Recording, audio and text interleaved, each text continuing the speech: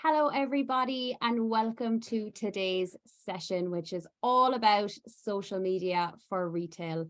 I'm Muriel and I work with Zenergy on all things digital, so I'll be taking you through the session today. So before we get started, if anybody has any questions, please feel free to use the chat box and keep yourself muted throughout the session. And I will keep an eye on the chat box if you have any questions during it or after it, and I'll make sure that I answer them. So we also want you to really think big. We want you to listen to everything in today's session, and then there may not be every single point, might not make sense or might not fit your goals right now, but it really is shaping the future of marketing.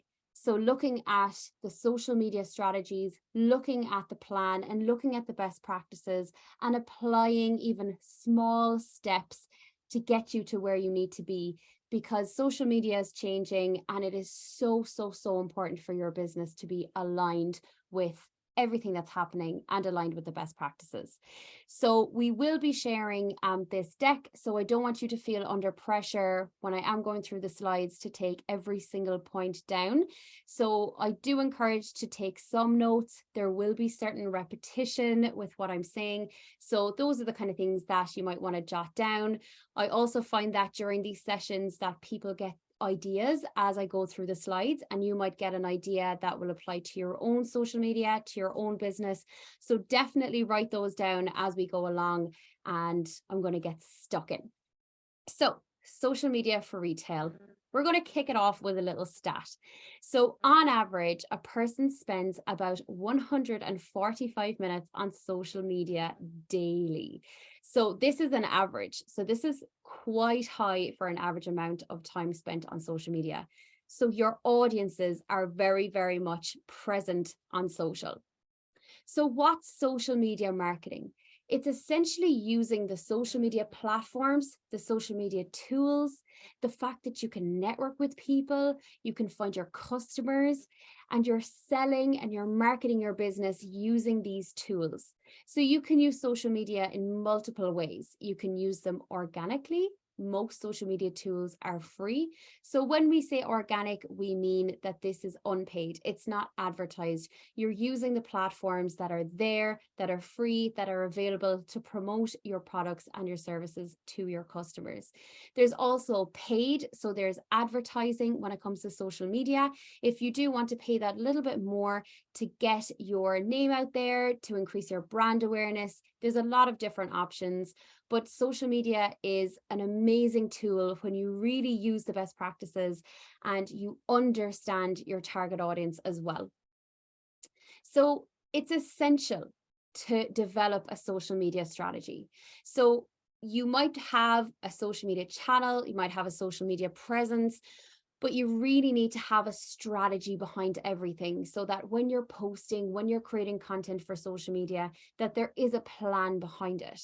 And it is that opportunity to give your customers an insight into your business and for people to browse your products and to look you up and to get to know you so that they can then support you both on and offline. So again, I will be going through all of this and we'll be sharing the slides, so it's okay to not have to take down every single bit. But essentially, when we look at the importance of social media for retail, so it is widespread, this usage, but it doesn't limit it. So when we're looking at who we're talking to, who our audience is, we're not just limited to a small group of people. We can target people even beyond our customers. We can look at media, we can look at bloggers, influencers. We can also look at social media to attract new employees to work with us. It also adds the human element to the brand. So you have that opportunity for people to get to know you.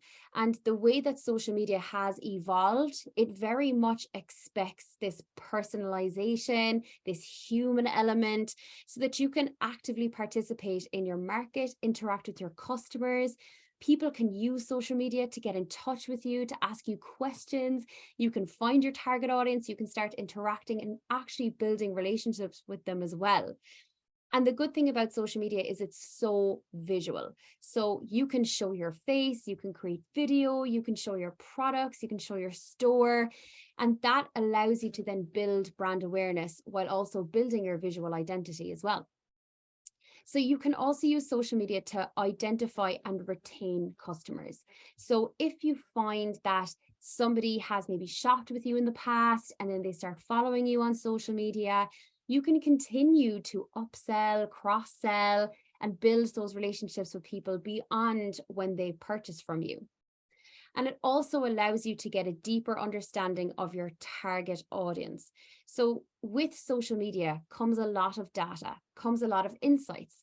So you will actually see from the people who are following your channels, from the people who like your page on Facebook, you'll be able to see a demographic breakdown, an interest breakdown, and that then will allow you to know your customer a lot more. So just a quick stat, because we absolutely love those. It's really interesting to see the change and how much people have evolved when it comes to finding out more about a business. So if you see this graph in front of you, so this is essentially the percentage of people who believe a social networking site is a better source of a company or brand information versus a website. So you'll find that the younger the demographic, the more likely they are to go straight to social media to find out about your business versus going to your website. So you could have spent a lot of dollars on updating your website, making it look really pretty, making it look beautiful, and yet neglecting your social channels. And that could be the one place where your customers are looking for you. So you need to make sure that you're present. You need to make sure that you're there. You need to make sure that you're still relevant on these channels so that when people search for your business, your product, your service, that you then appear. So what platforms? So if you think about the different platforms that you might be using right now, or that might be available to you, there's so many options. And we get that it can be quite intimidating. It can be quite daunting when it comes to choosing the right one for your business, especially because there is so much out there. So the main ones that we have identified there would be Facebook, Instagram, TikTok, Pinterest, YouTube, Snapchat, LinkedIn, and Twitter. Now, there are more, but those would be the kind of main well-known ones that I'm sure you are familiar with. And if your business is maybe on one, maybe it's on two, it could be on more, then you'll understand that there are different platforms that have different types of audiences, that have different types of content that work better for them. But it is still so important to have a presence on at least one, but ideally two channels for your social presence as well. So I'm going to go through a few different platforms that are really effective for retail. First up is Facebook Shops. So Facebook Shops really only came about in 2020. I feel like if you've been using them for a while, or if you're familiar with them online, you'll notice that, or you'll probably feel like they've been around a lot longer. But they're essentially a mobile first shopping experience. So they're showing your products to your customers directly pulled from your website. So it's an opportunity for you to kind of extend your digital presence and extend the products that you have available to your customers when they're in this kind of shopping mode as well. So it can facilitate that fast and direct sale for your customers.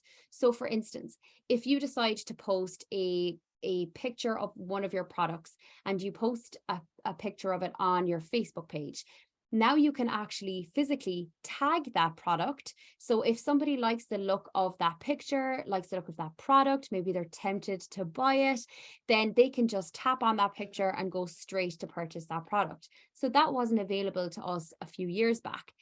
So it also has that ability to create product catalogs with unlimited products. So again, if you're using Shopify, WooCommerce, BigCommerce, Magento, Squarespace, whatever platform that you're using, Facebook can integrate quite well into that so that it's less heavy lifting for you to do, and it can increase the chances of sales because again, it eases that access that people aren't going 3, 4, 5 different steps to get to that product on your website. It's right there and it's available. So with Instagram, a really, really, really good platform for retail, particularly because it has that visual element. people on Instagram are very much in that I want to be inspired mode. So if you can show people really good visuals of the products that you offer, of your store, and just show that you have a really good understanding of what you're selling, then you can attract new customers and then keep that retention and relationship building with your current ones. So it's great because it does showcase products and it then creates the shoppable opportunities. So it's kind of like QVC, but in social media, because people are always in that buying mode.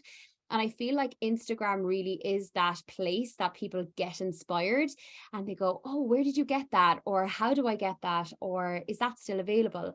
And being present on social media then allows people to ask those questions, and being consistent and showing up on social media makes you then approachable as a brand in order for them to ask those questions. So another really good platform for retail is TikTok. Now, I completely understand if you are looking at this slide right now and you're thinking, TikTok, not really my thing. Some of you might be thinking, I'm past that. It's not for me. I don't want to dance in front of a screen. I don't want to do all of that. But TikTok has been branded poorly in the last couple of years in terms of how it's marketed to new users, because it is, yes, a lot of young people use this app, but it is that platform where when they were promoting the use of TikTok and TikTok in general, they used videos of much younger people dancing and challenges and things like that. But it's so far beyond that. It's a hugely impactful app when it comes to buyers' decisions, when it comes to inspiring people, when it comes to bringing that awareness. So 71% of users said that TikTok has inspired them to shop even when they weren't looking to do so. So it has evolved as an app. People are on it on all ages. So if you feel, and we've heard this a lot from clients where they say, I'm too old for TikTok. I'm in my 30s and there's people younger than me saying, I'm too young for TikTok. And I say, no, that is not right. You are absolutely the correct age for TikTok. There's no age limit on that app. And you'll find the more that you use it and the more that you integrate your business with it and find your flow with it, that you'll put your own stamp on it and you'll start to attract your customers that you want, as opposed to trying to fit into a box. But this type of content, TikTok has had a huge impact on other platforms because it is very much about this personalization, this human element, getting to know people and not putting on a facade, and letting people get to know you. And TikTok has really evolved, and it really has influenced Facebook. It has influenced Instagram. So it's a highly influential app, and it's super high for engagement. So it's really good to test the waters with TikTok, but even just to start using it and get familiar with how people are behaving in terms of the video style, the techniques used, and just that approachability that people are creating in that space. Another app that is fantastic for retail is Pinterest. So Pinterest is very much an untapped space when it comes to opportunities. So if you have products that picture well, or if you have lovely pictures that you feel would work well in a Pinterest board, then it's the perfect app for you, because people are in buying mode, they're in planning mode when it comes to Pinterest. So you could sell a product, you could have a store that supplies exactly what a certain person needs. They might not be buying it for another maybe month, maybe a couple of weeks, but they are researching. So it's all about keywords. It's all about the words, the products that they're looking for, and they're being inspired. So if you create a space on Pinterest to do with your products, maybe you want to categorize them by a life event, maybe it's moving in somewhere, maybe it's new home, whatever it is that you can offer, you can create a space where people have a lovely mood board, have all of these amazing pictures and products that they need, and then you can link them to your website. So it's a huge driver of traffic to your website as well. So it's really good for the planners. So if you are in the mood for creating lovely visuals and being on Pinterest as a business, I would definitely recommend that as well. So building a following. It's one of those things that we've gotten feedback from where people say, I just want more followers, or I just want to get more people seeing my content. And it can be quite difficult in these changes that we're in now to build a following quite quickly. So I would definitely suggest to not depend on going viral. So we've all heard this in the past where people are saying, I want to create a video that will go viral. Virality is very much a game of chance. You can't predict if something is going to break the internet or go viral. But what you can do is you can create content that's consistent, and you can build slow and steady in terms of your following. And if more people come and more people come, amazing. So we do recommend to put that time and effort into building a sufficient following versus just focusing on going viral. Because when you put the effort into building your community, even if you start small, you can nurture that community. They might start sharing your content, and then you're starting to grow. And that slow and steady build actually creates a lot more loyalty as well. But staying active and posting regularly. I know that one thing that's a big, it's a frustration for a lot of businesses is time. And I get that it takes time to create content. It takes time to post content, but that consistency doesn't have to be every day. It can be maybe twice a week, 3 times a week. And once you stick with a schedule, that's all that matters.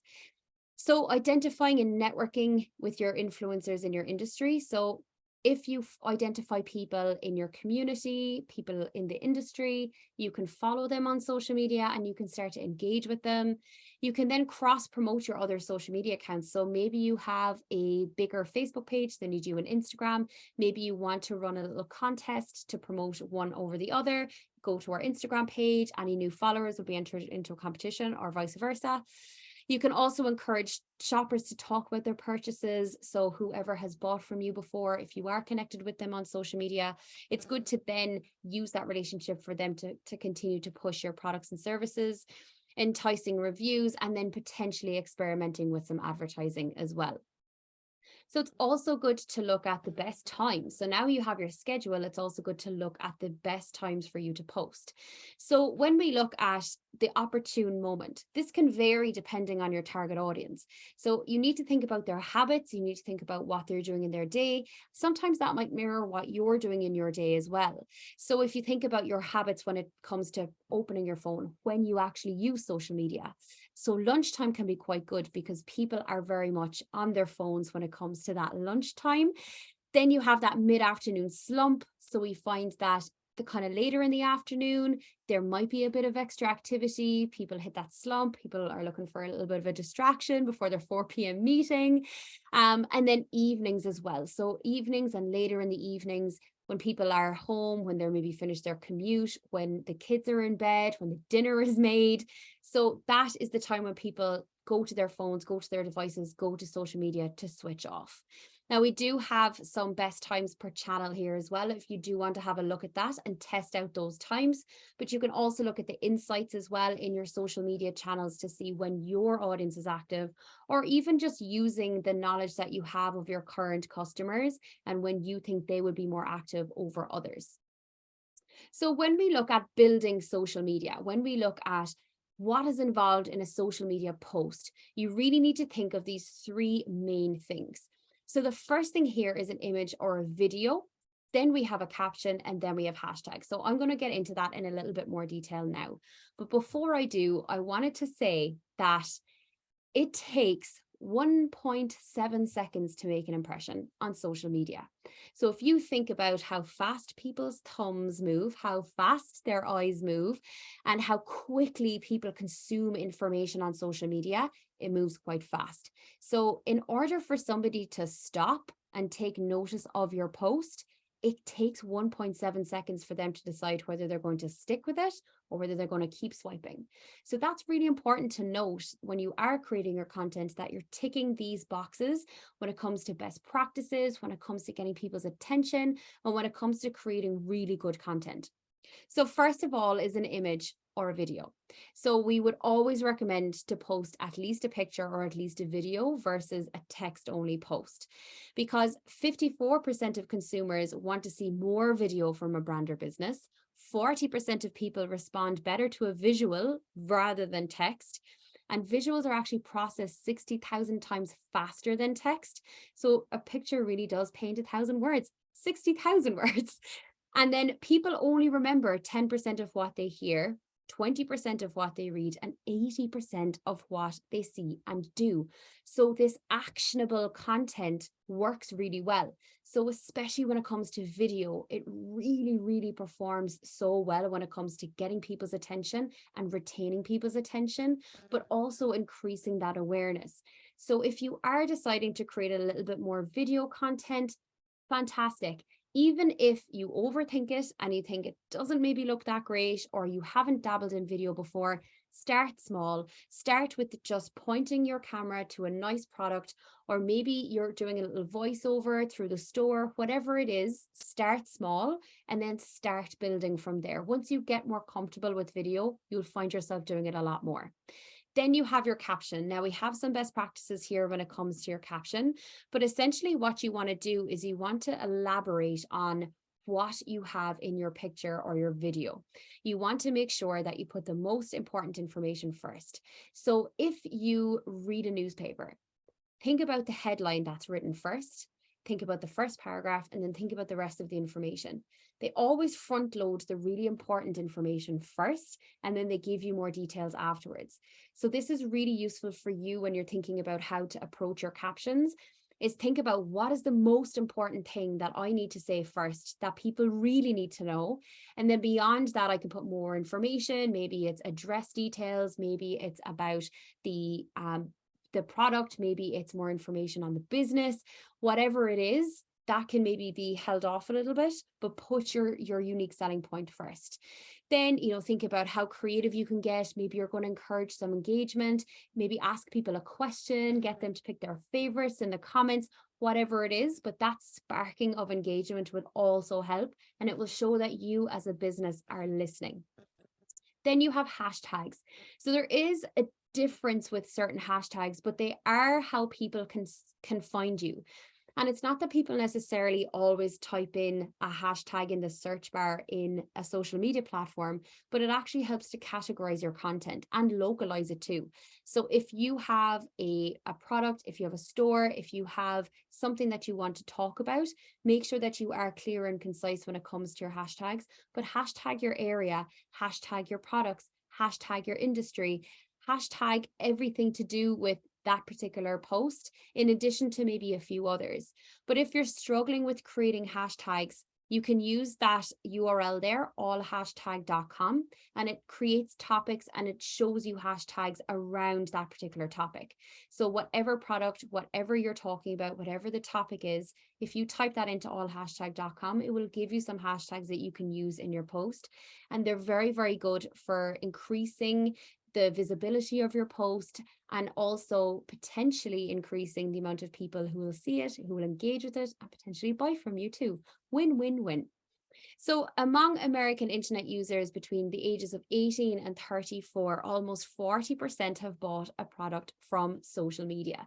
It is hugely influential. People like to be inspired, they like to screenshot, they like to save. So the more that you can put out there, the more that you're giving people to be inspired by and to be tempted to come to you and purchase from you as well. So then when you're looking at your social media as a whole, so now you've looked at the types of platforms that are available to you, you're thinking about the type of content that you want to create that might work well for you. Now you need to look at how you're going to measure the actual performance of your content, because with everything and anything, as business owners, as people working in retail, it's all about, well, what am I getting back? So I'm putting all this time and effort into this, or I'm, creating this content, I'm doing this, and I need to get a return for it, right? Because you are a business and you want things to make sense for you too. So when you are creating content, when you're putting all of this information out there and you're looking at your audiences, these are the different things that you can look out for in order to measure the success of what you're putting out there on social. So we look at things called key performance indicators, or KPIs. They're essentially metrics and things to look at to really identify, is your social media working for you or is it not? So reach and impressions. So reach, when you see reach anywhere on social media, it essentially means unique people. So reach will be the amount of people that see your content, and impressions is the number of times that those people see that content. So let's say, for instance, that you look at a post and it has a reach of 5 and it has 10 impressions. It essentially means that those 5 people have more than likely seen that piece of content twice, because you have double the amount of impressions with 5 people. So that's how I would approach that. And you always try to look at things like reach and impressions. We don't necessarily have followers here, and that's because you can really reach a lot of people online without having a huge following. So don't get too disheartened if you have a small following, and I use air quotes for that because it's all relative. But if you feel like I'm not really growing my following as much, but you could look at your statistics and see that you're actually reaching maybe 5 or 10 times your audience with your content, great. People are still seeing it. People are still engaging with it. They might not be following your page, but they could turn into customers because they're seeing your content. You also have engagements, so things like saves and comments and shares. Those are really good engagements that help to build your brand and build your community. Website visits, so looking and seeing from your website how many people actually come from social media, and also your sales from social media. So if you are using things like Facebook shopping, Instagram shopping, maybe some advertising, then those are really good identifiers to show the value of your social media plan, the value of your social media strategy. So maybe take down a few of those and see what ones will apply to your business.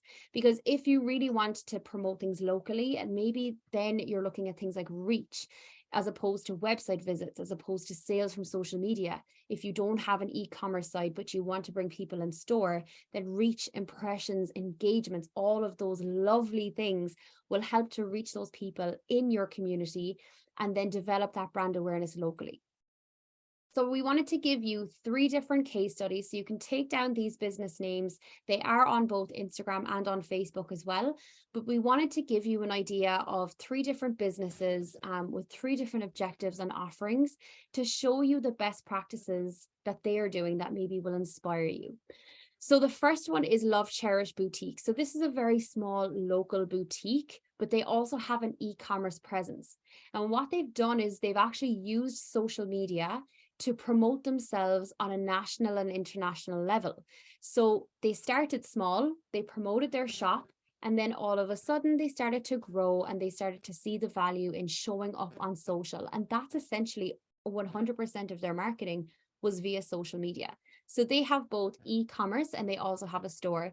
So definitely have a look and see what you think of their content. They show up, they do different try-ons with people of different shapes, different sizes. They don't really use a lot of models, they use real people. So it's definitely one that will inspire some content creation just to see how they perform in terms of their socials. Another one is an e-commerce business called Ode to Earth. So they do online only. And this is another one that you can look at because they don't really show their face. So if you are that kind of person that maybe you don't want to get on social, you don't want to show your face, you don't want to talk too much to camera, it's a good example of how you can still promote, grow online, and get online sales from showing products in a certain way. So really, really good one to show that. And then you have Lipton's and also Wardens of Newtownards. So the one on the right is actually a TikTok channel. So if you are on TikTok and maybe you're not really sure how to approach content creation, these two are very much focused on getting traffic in store. So Lipton's don't actually have any e-commerce at all. They very much promote themselves as a local business and they promote themselves to the people in their locality. They do it all through social media. And what I like about these is they're kind of like homegrown content. They're not pretending to be anybody else. They're just very much themselves. And that authenticity is what builds their audience. It's what really adds to the success of their business, is just them being themselves. So really good examples there for you to look up after this session and hopefully get inspired by. So I'm going to open it up to any questions if anybody does have anything, but we do want to thank you for sticking around for this session. hopefully you have learned a few things, and hopefully even practically you can be inspired to create a bit of content today. Take a look at those case studies, and it's definitely worth looking at them and getting inspired. You do have the option as well to schedule as a one-to-one. So following this session, you have the recording, you have a copy of the deck, but you also have a little worksheet. So we do encourage you to go through that and to really think about your business and apply the learnings from this into that. And then following that, if you do want to schedule a 30-minute one-to-one, that option is available. We'll go through the worksheet with you, and we'll talk through any maybe pain points or questions that you have to do with your social media. So it's definitely worth taking that option up if you do want to delve a little bit deeper into your social media. So we want to thank you once again. I don't see any other questions coming through just now, so we will leave it there, but thank you so much for sticking around, and we will see you at the next session. Take care.